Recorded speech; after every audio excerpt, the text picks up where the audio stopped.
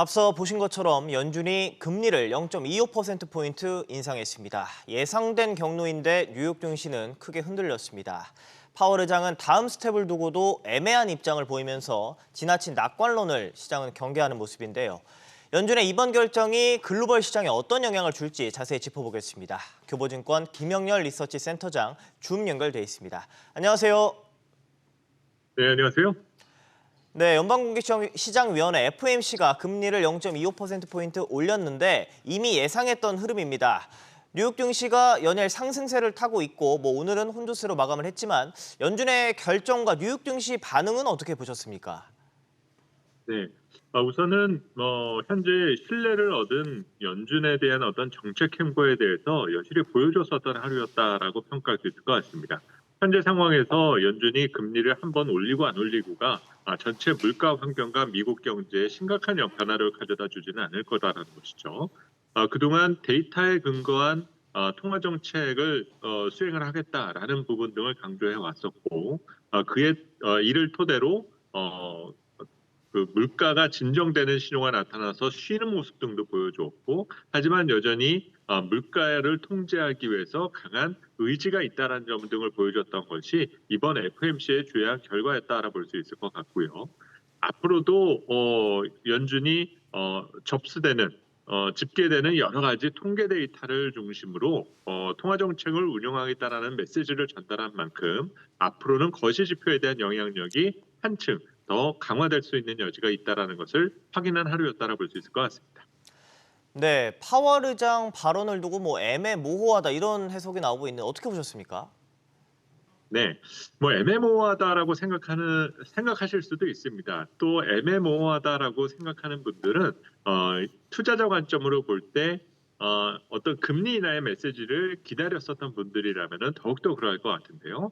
하지만 중앙은행의 입장을 이해한다라면 꼭 그렇지만은 않을 겁니다. 중앙은행은 지금 이제 물가를 관리할 수 있는 능력을 확보했다라고 느끼고 있는 상태인데, 여기서 자칫 발언을 잘못해 버리면 그동안 진행시켜 왔었던 물가 안정에 대한 환경을 순식간에 어그러뜨릴 수 있는 여지 등은 있다는 점이겠죠. 결국 오늘 파월 의장이 했었던 발언들, 9월 FOMC에서는 동결 또는 인상에 대한 가능성이 있다. 그리고 우리는 가이던스를 제시하지는 않겠지만 발표되는 여러 거시 데이터 등을 수집하겠다라고 얘기하는 것들에서 우리가 힌트를 찾아야 될 것 같은데요. 그만큼 물가 상승 위험이 등장을 하게 된다라면은 매파적 입장에 다시 강조한다는 뜻이 될 테고, 그런 징후들만 없다라면은 당분간 동결 기조가 계속 지속될 거야라는 메시지를 전달했다라 볼 수가 있습니다. 너무 투자자에게 유리한 방향이 아니었다라고 해서 의미를 깎아내릴 필요까지는 없을 것 같습니다. 알겠습니다. 시장은 이르면 올해 말, 늦어도 내년 상반기에는 금리 인하가 시작될 것이다. 전해주신 대로 그렇게 기대감이 계속한데 연준 내부에서 지금 의견 차가 크다, 분열이 있다 이런 말까지 들립니다. 이 부분 어떻게 보십니까? 분열까지는 아니고요. 현재는 중장기 경제에 대한 시각을 어떻게 가져가느냐가 가장 중요한 부분이 될 것 같습니다. 특히 올해 말, 내년 초에 금리 인하 가능성이 커져 있다는 점 등은 분명한 팩트이겠지만, 그 금리 인하에 대한 의사 결정이 저금리 시대로의 복귀를 위한 시작은 분명히 아닐 거다라는 것이죠. 현재 정책 금리가 중립금리 이상의 상당히 높은 영역대에 머물고 있기 때문에 지금의 현재의 정책 금리 수준이 실물 경제 활동에 부정적 영향을 주지 않는 수준으로까지 낮춘다라고 말해야 되는 부분이시지, 이전과 같이 유동성이 풍부한 환경을 만들겠다, 이런 메시지를 연준이 제시할 리는 분명히 없다라는 것이겠죠. 그래서 의견이 엇갈린다라고 하는 부분 등은 그 시기와 강도에 대한 의견 차이가 있다라는 부분이지, 금리를 인하하는 것이 옳다 그르다에 대한 문제 등은 분명히 아닐 거다라는 것이죠. 문제는 당분간 고금리 시대가 그렇게 쉽게 바뀌지 않을 것이다라는 점, 또 물가 위험은 완벽히 제거가 된 것이 아니다라는 점은 투자자들이 항상 기억해야 될 부분이 될 것 같습니다. 알겠습니다. 연준 얘기 좀 더 해보면 한미 금리 차가 사상 처음으로 2%포인트가 됐습니다. 금통위는 다음 달 동결 결정을 유지할 것이란 전망이 큰데 최근 강달러 현상이 옅어지면서 환율 흐름에 커다란 불안은 보이진 않습니다. 이런 분위기가 유지될까요? 맞습니다. 지금 금리 격차가 벌어지는 가운데 원화 달러 강세가 만약에 이어진다라면 자본 이탈에 대한 우려 등에 대해서 많이 의식할 수 있는 부분이 될 것 같은데요.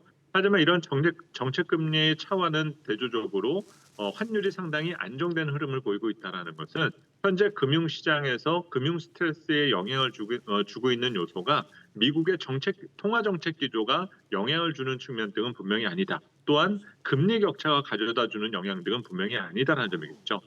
당장 정책 기조에 대한 차이점은 약간 발견되고는 있지만 미국 정책 금리 역시 이제는 인상 기조의 임계치를 통과했다는 측면 등을 놓고 본다면은 더 이상 금리 격차가 벌어진 것에 대한 공포감을 크게 가져가려 할 것 같지는 않습니다.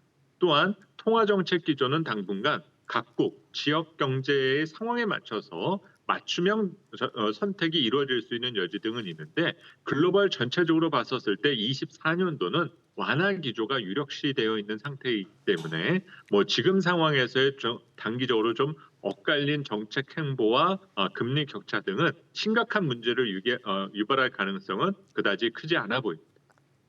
알겠습니다, 센터장님. 마지막으로 투자 전략 어떻게 세우면 좋을까요? 네.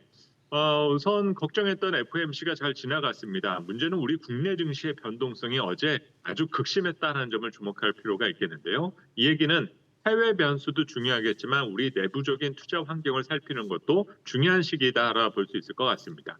이제 8월에는 FOMC가 없는 대신 8월 말 잭슨홀 미팅이 있습니다. 결국 중앙은행의 통화정책 기조에 대해서는 의미를 다시 찾는 시기가 분명히 찾아올 시기다라 볼 수 있을 것 같고요.